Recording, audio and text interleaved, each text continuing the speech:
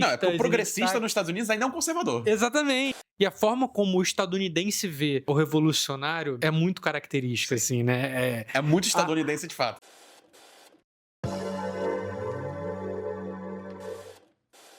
Fala, seus tudólogos, mais um vídeo do nosso Tudologia, dessa vez uma batalha após a outra, e eu vou ler a sinopse aqui. Um grupo de antigos revolucionários entra em ação para resgatar a filha de um deles das garras de um inimigo perigoso. Que sinopse de merda, né? E aí, Moros? Tu gostou do filme? Não gostou? É porque assim, a gente já falou um pouquinho sobre ele na nossa tier list, né?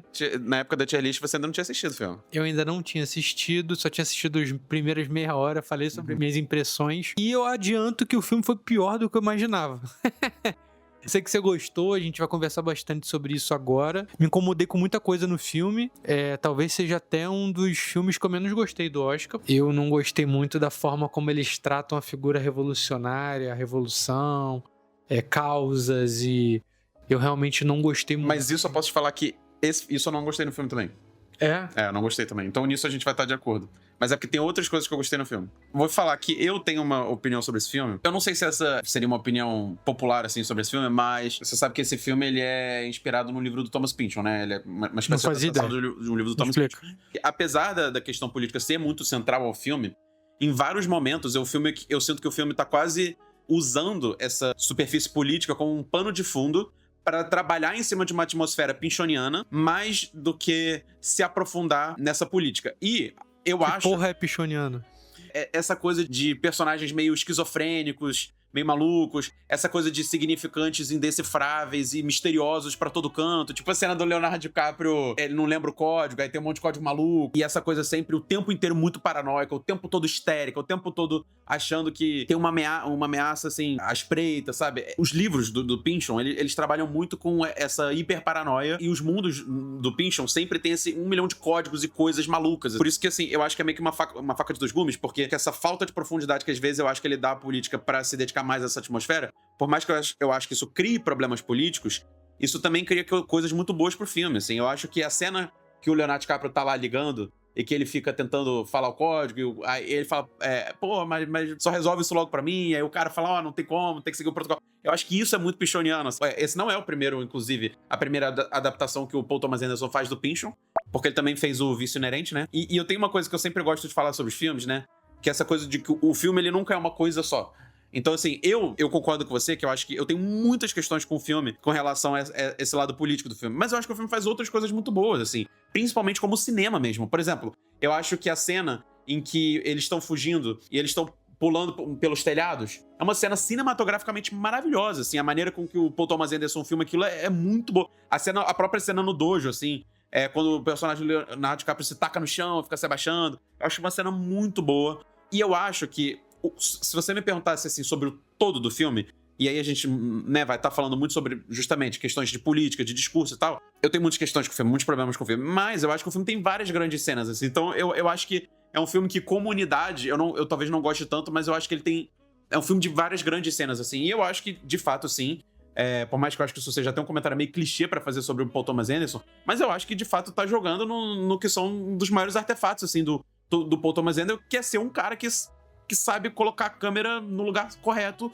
muito bem, assim, que sabe, tipo, construir uma cena muito bem. Ele sabe espacializar uma cena muito bem. Por exemplo, quando o personagem do DiCaprio chega no apartamento do Del Toro e o Del Toro vai apresentando aquele apartamento meio labiríntico pra ele, eu acho aquela cena maravilhosa, assim. A maneira com que a geografia daquele espaço vai se constituindo ali, com aquela câmera acompanhando eles, com aquele traveling, eu acho isso tudo muito bom. Então isso é o que eu mais gosto no filme, sabe? Como não tenho um conhecimento de cinema, assim, técnico e, tipo, esse tipo de coisa não me brilha os olhos pra apreciar qualquer tipo de obra, assim, eu sempre tenho esse lado um pouco mais chato de político, assim. Te chama basicamente mais o tema do que a forma. Exato, assim, sim, exato. Me incomodou muito, assim, assim, quando ele coloca quase que todo mundo nesse mesmo tom de deboche, assim. Então ele pega todos aqueles fachos, eugenistas, racistas, e eles estão num tom de deboche que me assemelha muito ao tom do Revolucionário, assim, ali não estabelece uma diferença a qual eu acho que seria interessante que ela fosse estabelecida. Parece tipo assim, os dois são uma merda, né? Tipo, um é um iludido, e aí, tipo assim, parece até que a trilha sonora... O que teve com o Bugônia, né? O que a gente falou do Bugônia, Exatamente, lembra? exatamente. Que fica assim, equalizando tudo, assim. Então eu sinto que o filme ele equalizou, e Parece até que a própria trilha sonora é igual, assim, pros dois, sabe? Então tá muito... O ritmo é igual, tudo tá muito parecido, esse tipo de coisa parecida me incomoda. E a forma como o estadunidense vê o revolucionário é muito característica, assim, né? É muito estadunidense, de fato. É muito estadunidense, assim, até tem uma visão um pouco mais progressista, e você vê que o filme ele tem alguns cuidados com temas progressistas. Não, é porque o progressista nos Estados Unidos ainda é um conservador. Exatamente, assim, tipo, ele tem um respeito, assim, tipo, com a questão racial, por exemplo. Você vê que tem um respeito, você vê que tem uma crítica ao racismo ali, mas o revolucionário em si... Aí é demais, né? Pro estadunidense é demais. Se ele quer, tipo, mudar alguma coisa, mudar algum tipo de estrutura, aí é demais, aí ele tem que ser debochado. E eu acho que é muito característico colocar o protagonista como um maconheiro, que, porra, que não sabe das coisas. E, assim, eu assumo que eu tive uma certa dificuldade de me separar, assim, pra analisar a obra, e eu ganhei um rançozinho. Eu assumo que é imaturidade mesmo. Não, assim, eu acho que... Eu gosto do personagem de DiCaprio como produto de ficção, assim. Eu acho que ele é um personagem interessante, assim. Eu acho que ele é muito legal de se assistir e tudo mais. Mas eu acho que cria problemas políticos pro filme, sem dúvida, assim. O link com o Borgogna, ele é potencialmente meio que iluminador, assim, porque eu acho que é uma certa tendência de um certo progressismo americano de se colocar um pouco em cima do muro. Porque ele coloca a revolução nesse lugar de extremismos, e ele acha que esse extremismo tá mais ou menos equalizado com o fascismo. No sentido de que, tipo, de que todo radical, todo extremista é meio que um maluco, assim. É uma pessoa fora do senso, assim. Assim, eles praticamente tratam os revolucionários ali como terroristas, assim. Assim, desculpa, mas me parece que eles assassinarem todos eles pós-delação ali daquela mulher que é a mãe da menina, meio que, assim, é isso aí mesmo. Sim. É isso aí mesmo, tá tudo bem. Sim. É porque eu acho que a gente tem que falar do final pra poder clarificar melhor os problemas com isso aí ao longo do filme. Mas que é o seguinte... É mais um filme que você não gostou do final? É, mais um filme que eu não gostei do final. Mas, por exemplo, quando tem aquela passagem de bastão ali e que a filha vai meio que adotar essa revolução, ela tá saindo de casa e ela chega e fala, tô indo pra revolução. Eu acho que tem vários problemas nisso, assim, né? Porque eu acho que do ponto de vista do drama de pai e filha, a coisa até se resolve bem ali. Mas do ponto de vista político é um problema, né? Porque a coisa política parece totalmente cosmética por dois motivos, primeiramente. Eu acho que o primeiro motivo é que o fato de que ele tá lá deitado no sofá no celular como se aquilo não tivesse mais nada a ver com ele, fosse só uma questão da filha, faz com que a ideia de revolução parecesse uma coisa de fase.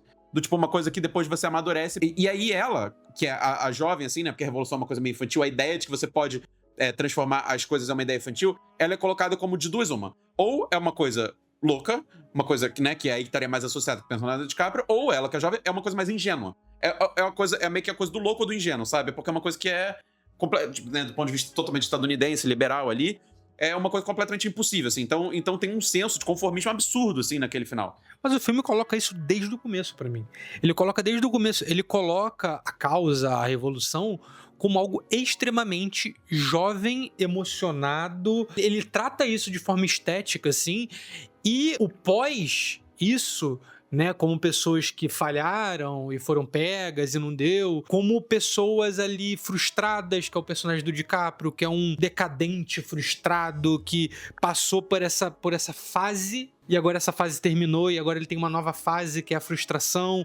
Então, tipo, e mais do que isso, assim, em nenhum momento é tratado no filme qual é a causa dessas pessoas.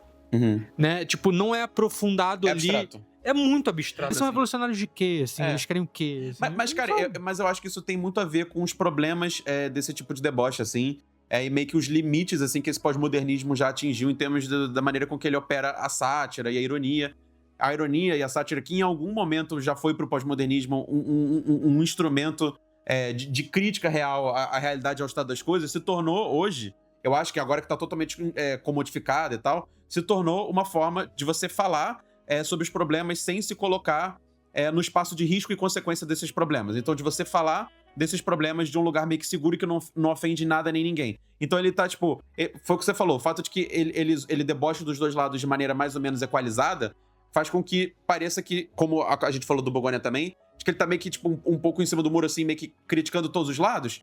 E aí é meio que assim, ele tá meio que produzindo diagnósticos sobre o problema, mas ao mesmo tempo ele tá num espaço seguro em relação a isso, sabe? Mas o que é propriamente um problema, né? Você se colocar do mesmo lado de eugenistas. Não, é absolutamente um problema. Tá, eu acho que o filme, ele é mais crítico aos fachos do que aos revolucionários. Tipo, eu acho, assim, que ele poderia ser mais incisivo e tal. O personagem dos fachos, eles são vistos como mais maléficos, enquanto que na parte dos revolucionários, eu acho que o filme tá mais tratando eles como ingênuos do que propriamente, né, tipo, demonizando eles de alguma maneira, assim, né? Porque eu acho que o Bugônia, eu acho que tem uma visão pior sobre essas pessoas que querem efetivar uma mudança da realidade, muito pior do que aqui, na minha opinião.